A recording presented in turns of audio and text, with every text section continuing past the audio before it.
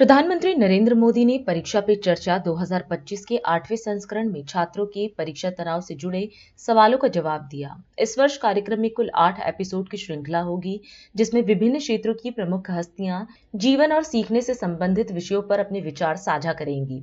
PM Modi ने छात्रों को संबोधित करते हुए कहा कि हमारे समाज में यह धारणा बन गई है कि यदि स्कूल 10वीं या 12वीं की परीक्षाओं में अच्छे अंक नहीं आए तो जीवन खराब हो जाएगा। उन्होंने इसे दुर्भाग्यपूर्ण बताते हुए कहा कि इस सोच के कारण पूरा परिवार तनाव में आ जाता है। उन्होंने छात्रों को तनाव से निपटने के लिए स्वयं को मानसिक रूप से तैयार करने और पढ़ाई की एक ठोस योजना बनाने की सलाह दी। प्रधानमंत्री ने परीक्षा को लेकर सकारात्मक दृष्टिकोण अपनाने और स्वयं पर विश्वास रखने की अपील की। दिल्ली में 27 साल बाद सत्ता में वापसी करने जा रही बीजेपी ने अपनी सरकार बनाने की तैयारी तेज कर दी है। प्रधानमंत्री नरेंद्र मोदी के प्रचार और पार्टी के मैनिफेस्टो में किए वादों को पूरा करने की दिशा में बीजेपी पूरी तरह से सक्रिय हो चुकी है। हालांकि नई सरकार का फोकस न केवल घोषणाओं पर होगा, बल्कि कुछ ऐसे महत्वपूर्ण मुद्दे भी हैं जिन्हें सबसे पहले हल किया जाएगा।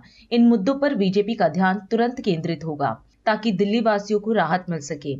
आइए जानते हैं कि इन प्राथमिकताओं में क्या शामिल है। दिल्ली में अवैध निर्माण और सरकारी भूमि पर अतिक्रमण भी बड़ी समस्या है, जिसको सुलझाने के वक्त भ्रष्टाचार के मुद्दे पूर्व की सरकारों और व्यवस्थाओं में सामने आए हैं। दिल्ली के सौंदर्यीकरण में ये बड़ी बाधा है, जिसे दूर करना नई सरकार के लिए अति आवश्यक होगा। नई सरकार बनने के बाद बीजेपी की दिल्ली में पहली प्राथमिकताएं, सबसे पहले उन मुद्दों पर काम शुरू किया जाएगा जो दिल्ली की बड़ी समस्याओं का समाधान कर सकते हैं। इनमें भ्रष्टाचार से जुड़े मामले, दिल्ली की वित्तीय स्थिति, स्वास्थ्य सुविधाओं का विस्तार और यमुना की सफाई जैसे मुद्दे शामिल हैं।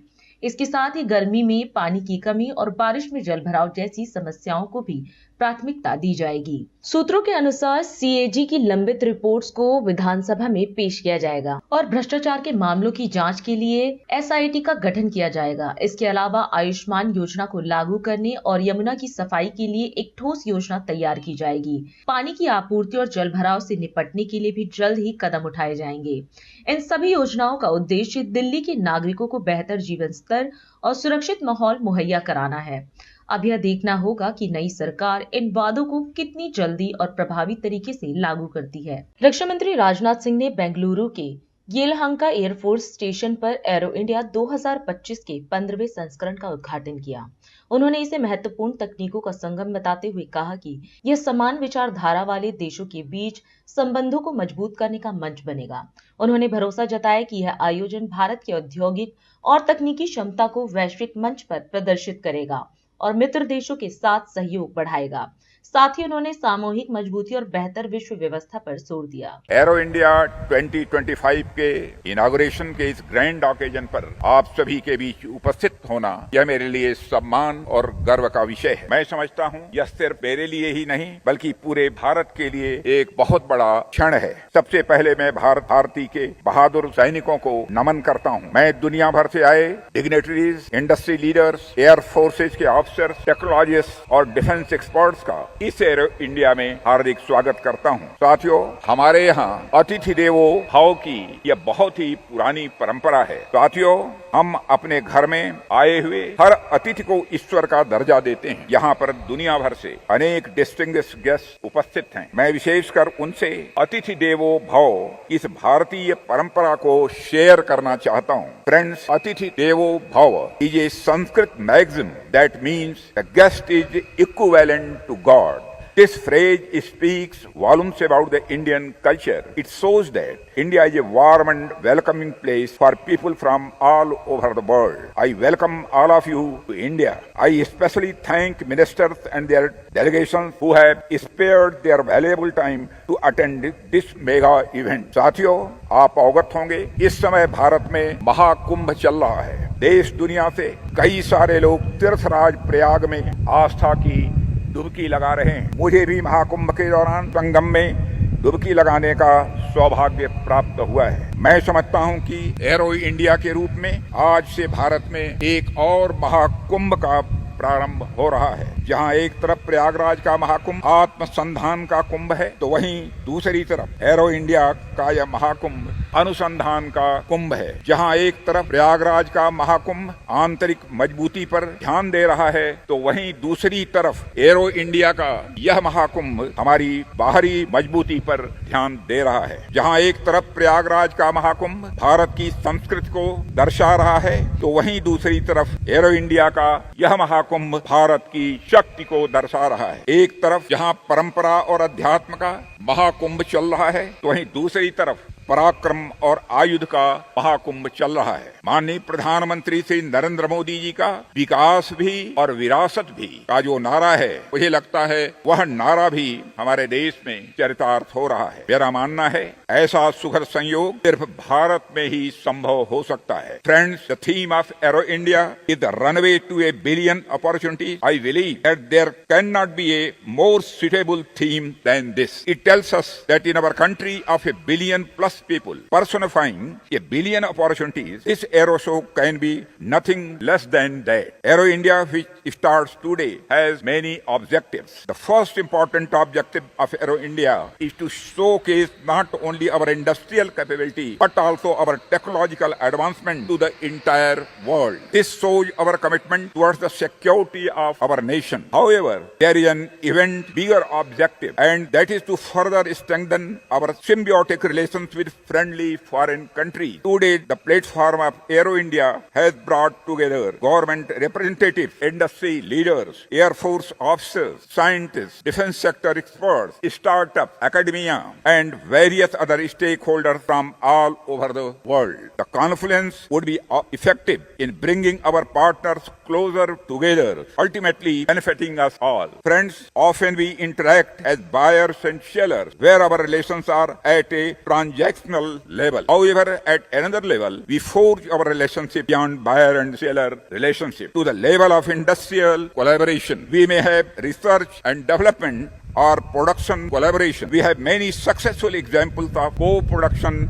and the co-development with the like-minded countries. Friends, as we enhance the depth of our relationship, our success shall soar to greater heights. For us, there is no Indian security or Indian peace in isolation. Security, stability, and peace are shared constructs that transcend national borders. The presence of our friends from foreign countries is a testimony to the fact that our partners share our vision of one earth, one family, one future. साथियों, arrow India state of the art, critical और frontier technology के संगम होने के कारण अपने आप में यह बहुत ही महत्वपूर्ण है। यह प्लेटफॉर्म हमें म्यूचुअल रेस्पेक्ट, म्यूचुअल इंटरेस्ट और म्यूचुअल बेनिफिट पर आधारित संबंधों को बढ़ाने का एक मंच प्रदान करता है। हमें मिलजुल कर आज की अनसर्टेनिटीज और आज के पर्सपेक्टिव में उभर रही नए चैलेंजेस से निपटने का प्रयास करना चाहिए। ब्रेक का हम चलते हैं ब्रेक पर, आप कहीं जाए नहीं, छोटा सा break.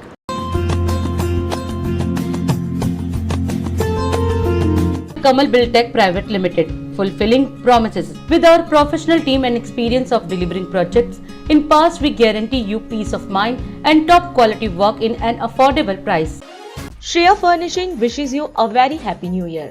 Our company is the biggest wholesale showroom in India with the finest fabric catering to all segments of the market.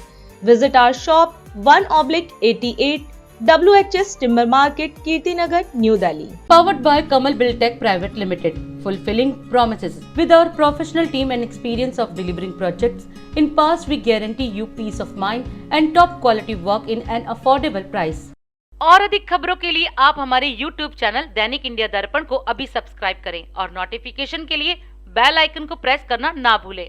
राष्ट्र सर्वप्रथम की बात कार्यक्रम में ब्रेक के बाद एक बार फिर आप सभी राष्ट्रवासियों का स्वागत।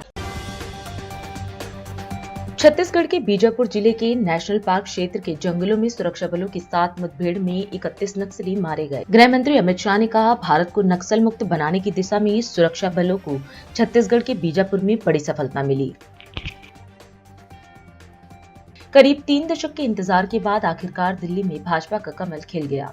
दिल्ली विधानसभा चुनाव 2025 में भाजपा ने 48 सीटों के साथ जोरदार जीत दर्ज की। उत्तराखंड के मुख्यमंत्री पुष्कर सिंह धामी महाकुंभ नगर पहुंचे और उत्तराखंड मंडपम का निरीक्षण किया। रक्षा मंत्री राजनाथ सिंह ने बेंगलुरु के येलहंका वायुसेना स्टेशन में एरो इंडिया के 15वें संस्करण का उद्घाटन करते हुए कहा कि यह कार्यक्रम दुनिया के सामने भारत की औद्योगिक क्षमता और तकनीकी प्रगति को प्रदर्शित करेगा। उत्तराखंड में ऋषिकेश के निकट लक्ष्मण झूला क्षेत्र में गंगा नदी में नहाते समय इंजीनियरिंग का एक छात्र डूब गया। उत्तर प्रदेश के मेरठ जिले में मेरठ दक्षिण और शताब्दी नगर के बीच 6 किलोमीटर लंबे अतिरिक्त खंड पर नमो भारत ट्रेन का परीक्षण शुरू हुआ।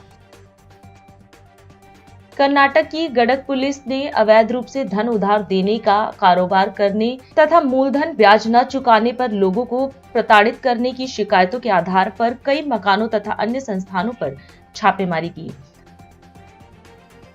आम आदमी पार्टी प्रमुख अरविंद केजरीवाल, पंजाब के मुख्यमंत्री भगवंत मान और राज्य के पार्टी विधायकों के साथ दिल्ली विधानसभा चुनाव के नतीजों पर चर्चा करने के लिए राष्ट्रीय राजधानी में बैठक करेंगे।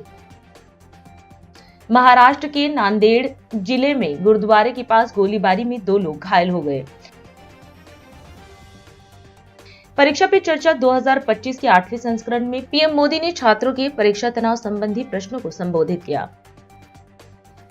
दिल्ली विधानसभा चुनाव 2025 में ग्रेटर कैलाश सीट से भारतीय जनता पार्टी की उम्मीदवार शिखा राय ने आम आदमी पार्टी के उम्मीदवार सौरभ भारद्वाज को हराकर जीत दर्ज की। चुनाव परिणामों की घोषणा के बाद सौरभ भारद्वाज ने ग्रेटर कैलाश क्षेत्र का दौरा किया और स्थानीय निवासियों से मुलाकात कर उनकी समस्याएं सुनी। इस दौरान उन्होंने अपनी हार पर भावुक प्रतिक्रिया दी और क्षेत्र के विकास के प्रति अपनी प्रतिबद्धता जारी रखने का आश्वासन दिया। मैं बहुत खुश था और मैं बहुत बट मैं आप लोगों की आंखों में आंसू देख के थोड़ा इमोशनल हो रहा हूँ। मगर मैं बेसिकली देखिए, आप सब लोग इतने इमोशनल मत होइए, मैं बहुत हैरान हूँ। मैं कल से मैं बहुत कंट्रोल में हूँ और मैं बहुत मतलब कि इस चीज को बहुत स्पोर्ट्स मैन स्पिरिट के अंदर ले रहा हूँ। मतलब मैं आप लोगों को सबसे पहला बोल रहा हूँ, आप प्लीज इस तरह से बोलिए। तो मैं आप लोगों को ये बताना चाहता हूँ कि देखिए, आप सब लोगों ने बहुत मेहनत की और मैं इतना ज्यादा आप लोगों को देख के मतलब कि मेरे को गर्व है कि हम लोग जब बाइक रैली करते थे, जब हम मोटरसाइकिल रैली और कार रैली कर रहे थे, तो हमारे वॉलंटियर्स इतने ज्यादा जागरूक हुआ करते थे कि अगर कभी हम रेड लाइट पे मुड़ रहे हैं तो 3 वॉलंटियर्स बाइक आगे लगा के देखते थे कि हमारी वजह से जो है किसी ट्रैफिक को परेशानी ना हो। और जब हम लोग पदयात्रा निकालते थे तो हमारे लोग देखते थे कि आसपास के लोगों को ट्रैफिक को कोई परेशानी ना हो। तो इतनी अच्छे से मतलब कि हमने पूरे के पूरे इस कैंपेन को मैनेज किया है और मेरे 4 इलेक्शन के अंदर मैं मानता हूँ कि ये हमारा सबसे अच्छा कैंपेन था, बहुत ही ऑर्गेनाइज था। और आप सोचिए, मैंने अपना जब लोगों से डोनेशन मांगी, लोगों ने डोनेशन दी, अपना पैसा दिया, अपने पैसे से लोगों ने चुनाव लड़ाया। इससे अच्छी बड़ी बात क्या हो सकती है हमारे लिए। और आप इस बात को समझिए कि तमाम सर्वे में जितने भी सर्वे हमारी पार्टी करा रही थी, जितने सर्वे हमारे एक्सटर्नल एजेंसीज करा रही थी, जितने पत्रकार ग्रेटर कैलाश के अंदर आए, लोगों से मिले, उन्होंने लोगों से बात की, उनके टेलीविजन के अंदर इंटरव्यूज आए, उनके जो एनालिसिस आए, सबके अंदर हम लोग जो है ग्रेटर कैलाश एक ऐसी सीट थी जो हम हैंड्स डाउन जीत रहे थे। और हम जब मेरे साथ तो करीब 20-25 लोग रोज सुबह मॉर्निंग वॉक पे जाते थे, तो जब हम मॉर्निंग वॉक पे जाते थे तो इतने लोग मिलते थे और वो कहते थे, आप क्यों कैंपेन कर रहे हो, आप तो घर पे बैठिए, आपको तो कैंपेन करने की जरूरत नहीं है, आप तो जीते पड़े हैं, आप अपने घर में आराम कीजिए, आपको आने की क्या जरूरत थी। और जब हमने मीटिंग्स करी कॉलोनीज के अंदर, तो कॉलोनीज के अंदर लोग कह रहे थे कि भाई आपको मीटिंग करने की क्या जरूरत है, आप तो आते ही रहते हैं, आप तो मिलते ही रहते हैं। तो मेरा मानना ये है कि इतना प्यार जो है बहुत कम मिलता है और वो आप सबकी वजह से जो है हमने कमाया।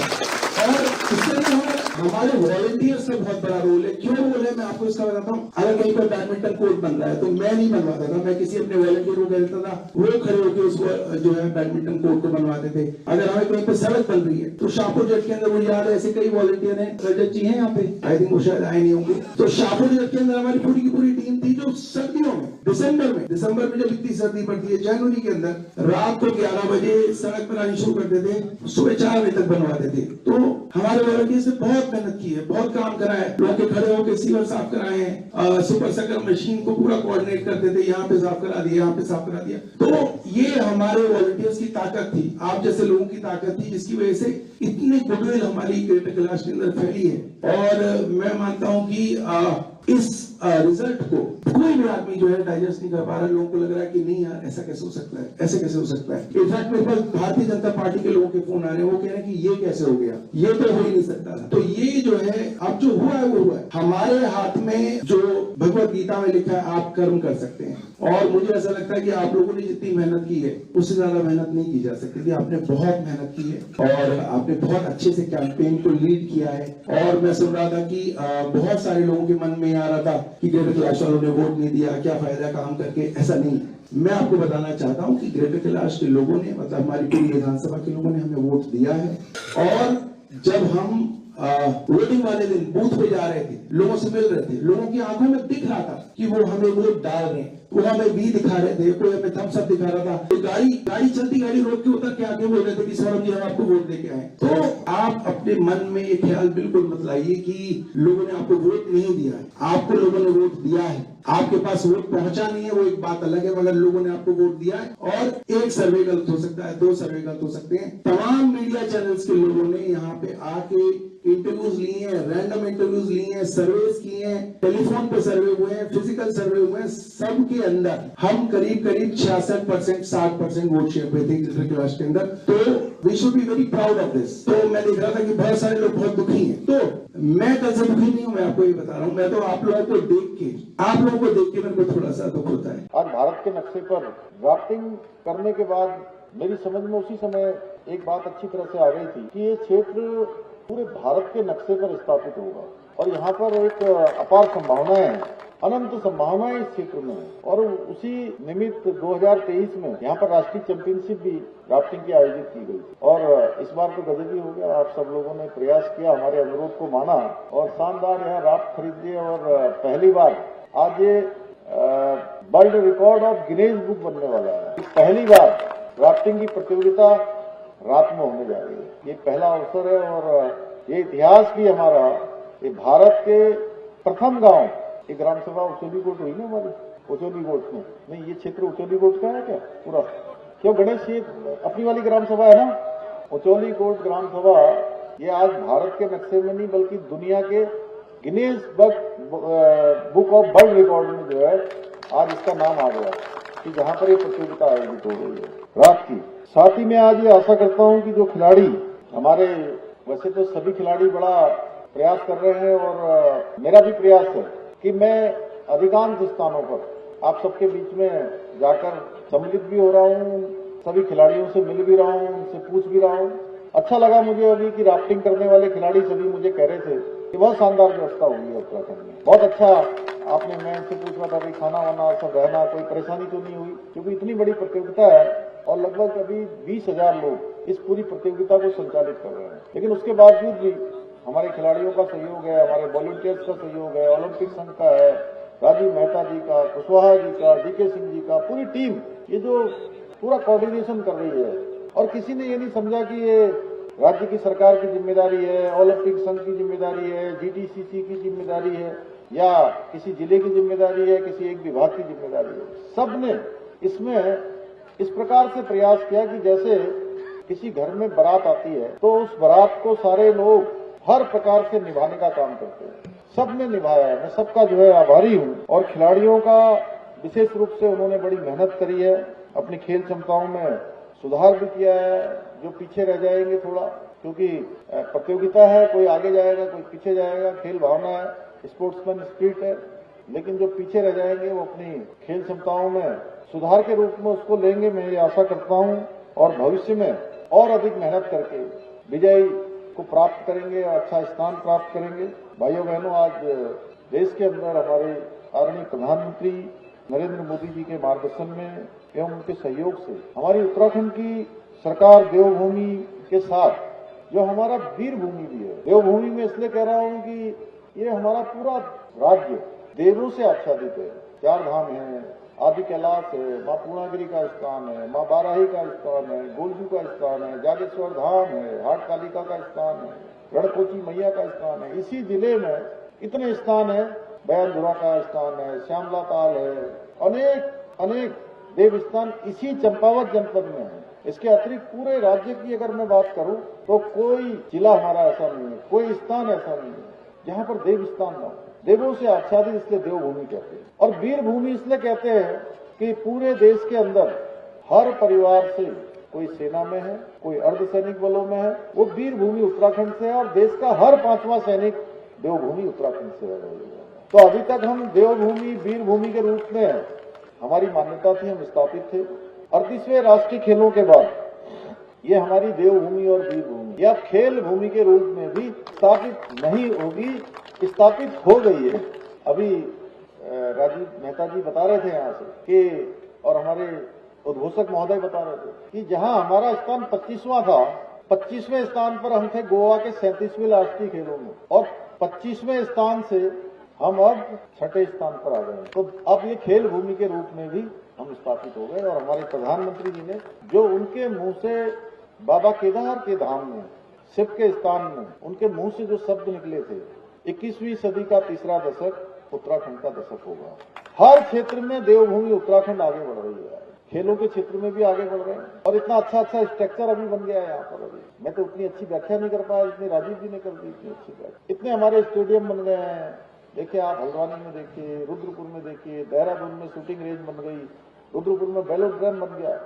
और मैंने भी साइकिल चलाई वहाँ, आप लोगों ने देखा होगा। मैं तो 2-3 चक्कर और चलाता वहाँ पर, अगर ये लोग जो है मुझे इजाजत दे देते तो। क्योंकि मैं तो बचपन में अपने घर से जो है 8 किलोमीटर की दूरी थी राजकीय इंटर कॉलेज खटीमा का, और मैं 8 किलोमीटर घड़ी में टाइम देख के 10 मिनट में मैं पहुंचता था। 10 मिनट में इतनी तेज साइकिल चलाता था। हरियाणा के मुख्यमंत्री नायाब सैनी ने परीक्षा पे चर्चा 2025 के 8वें संस्करण में पंचकुला की सरकारी मॉडल संस्कृति सीनियर सेकेंडरी स्कूल से वर्चुअल रूप से जुड़कर छात्रों और शिक्षकों से संवाद किया। उन्होंने कहा कि परीक्षाएं तनाव का कारण बनती हैं, लेकिन प्रधानमंत्री नरेंद्र मोदी का यह कार्यक्रम साल दर साल इस सोच को बदल रहा है।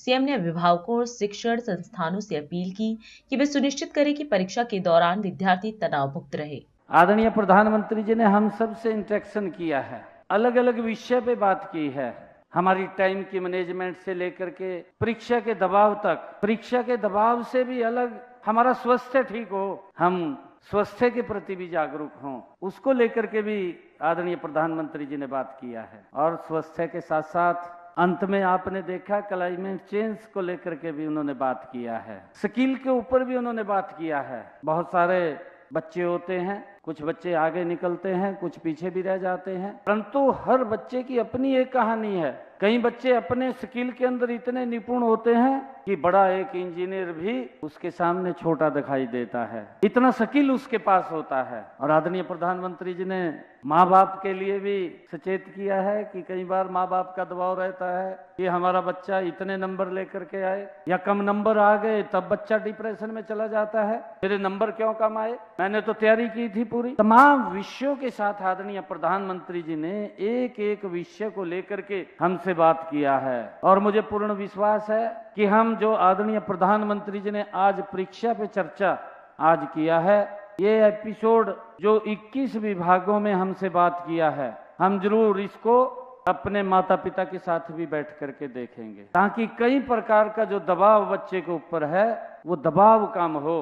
और जो भी जीवन के अंदर, मेरा तो अपना ये एक्सपीरियंस है कि जितना बड़ा चैलेंज हमारे सामने होगा, जिंदगी जीने का मजा उतना बड़ा होगा। आप चैलेंज से मत घबराइए, भी ये सब्जेक्ट है मुझे आता नहीं है, या इसमें ये मुझे दिक्कत आएगी, आप उस चैलेंज लेकर के उसको काम करिए। आदरणीय प्रधानमंत्री जी ने कहा है कि हमें चैलेंज को स्वीकार करना चाहिए, क्यों नहीं कर सकते, हम कर सकते हैं। और जब हम चैलेंज लेकर के काम करेंगे तो कोई भी चीज बड़ी नहीं है, हर चीज छोटी है जब हम चैलेंज में लेकर के काम करेंगे। आज अच्छा लगा है मुझे कि पंचकुला के हमारे सेक्टर 20 के सांस्कृतिक मॉडल स्कूल के अपने सभी स्टूडेंट्स के बीच में मैं हूँ। आप सबको मैं, जो हमारे 10th क्लास के स्टूडेंट्स हैं, 12th के हमारे स्टूडेंट्स हैं, आप सबके उज्जवल भविष्य की कामना मैं करता हूं। आप सबको बहुत बहुत शुभकामनाएं भी देता हूं। जो चैलेंज आपके सामने है वो चैलेंज हमारे सामने भी है। आप सब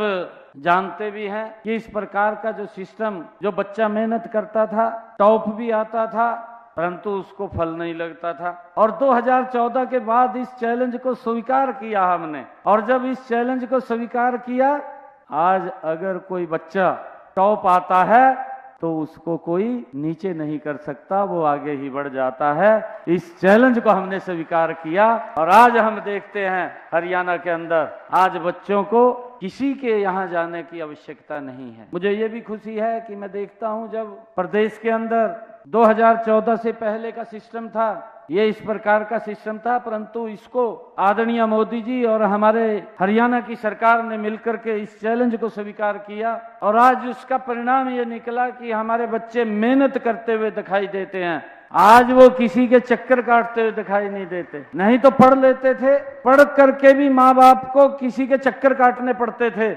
आज माँ बाप को या बच्चे को किसी के यहाँ चक्कर काटने की जरूरत नहीं, किसी मंत्री विधायक के चक्कर काटने की जरूरत नहीं है। ये विश्वास युवाओं के अंदर बढ़ा है। हम ये भी देखते थे कि युवाओं का विश्वास वो उठ गया था कि पढ़ने से नौकरी नहीं, नौकरी तो किसी के चक्कर काटने से मिलेगी, परंतु उस विश्वास को हमने कायम किया है।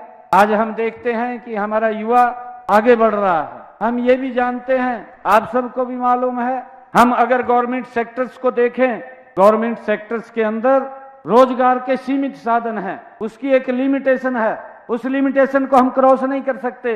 परंतु मैंने अभी प्री बजट में तैयार कर रहा था, चल रहा है, अभी बजट सेशन आने वाला है, मैंने कुछ स्टूडेंट से बात किया, उनके सुझाव लिए, बजट किस प्रकार का होना चाहिए, आपके क्या सुझाव हैं, आप उसके अंदर दीजिए। मैंने इसी बीच में एक हमारा युवा है जो पढ़ते पढ़ते ही जिन्होंने स्टार्टअप शुरू किया, मैंने उन बच्चों को भी बुलाया जिन्होंने स्टार्टअप शुरू किया, मैंने उनसे बात किया तो मैंने उनके एक्सपीरियंस, आज प्रधानमंत्री जी एक एक बच्चे से बात कर रहे थे, पूछ रहे थे, मैं उन बच्चों से बात कर रहा था, मैं पूछ रहा था कि आपने ये स्टार्टअप शुरू किया, कहां से शुरू किया, कैसे शुरू किया, कैसे आपको ये प्रेरणा आई है कि मैंने ये काम शुरू करना चाहिए। और उसने बिल्कुल भी ये नहीं देखा, उसने एक सोचा, एक विजन खड़ा किया और अपना काम शुरू कर दिया। कई स्टूडेंट्स ने मेरे को बताया कि हमारा 0% हमने पूंजी लगाई, मैंने काम शुरू कर दिया और आज जब मैंने काम शुरू किया, मैं पढ़ भी रहा था, पढ़ते पढ़ते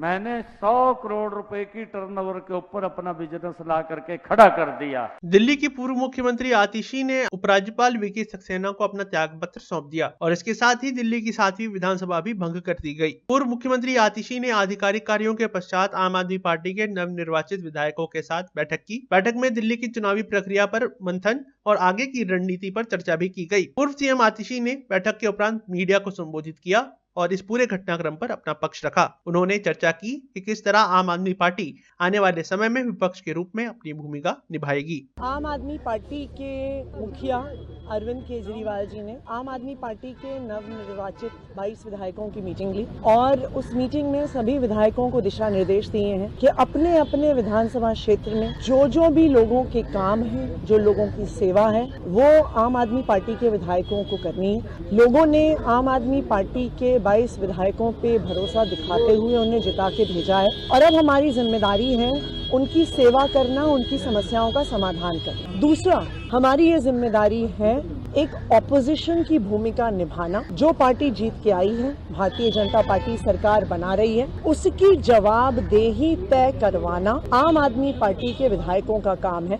भारतीय जनता पार्टी ने वादा किया कि पहली कैबिनेट की बैठक में 2,500 रुपए की स्कीम पास की जाएगी और 8 मार्च तक दिल्ली की सभी महिलाओं के खाते में 2,500 रुपए आ जाएंगे। तो आम आदमी पार्टी इस पर भारतीय जनता पार्टी की जवाबदेही को सुनिश्चित करेगी। दिल्ली की हर महिला को भारतीय जनता पार्टी से ये 2,500 रुपए 8 मार्च तक आम आदमी पार्टी दिलवा के रहेगी और हम ये भी सुनिश्चित करेंगे कि जो काम आम आदमी पार्टी ने पिछले 10 साल में किए हैं, भारतीय जनता पार्टी उन कामों को रोक ना पाए। और हम भारतीय जनता पार्टी को ये कहना चाहेंगे कि जैसा उन्होंने वादा किया था कि सभी दिल्ली वालों को न सिर्फ फ्री बिजली मिलेगी, 300 यूनिट फ्री बिजली मिलेगी, सभी सुविधाएं जारी रहेंगी, सरकारी स्कूल अच्छे रहेंगे, मोहल्ला क्लिनिक में फ्री इलाज चलता रहेगा, सरकारी अस्पतालों में सारा इलाज फ्री चलता रहेगा।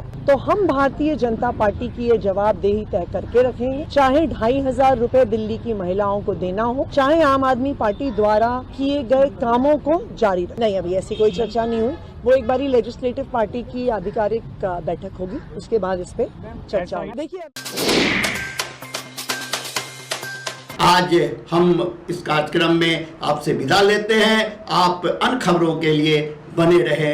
राष्ट्र सर्वप्रथम, वंदे मातरम, जाग उठा है भारत। राष्ट्र सर्वप्रथम।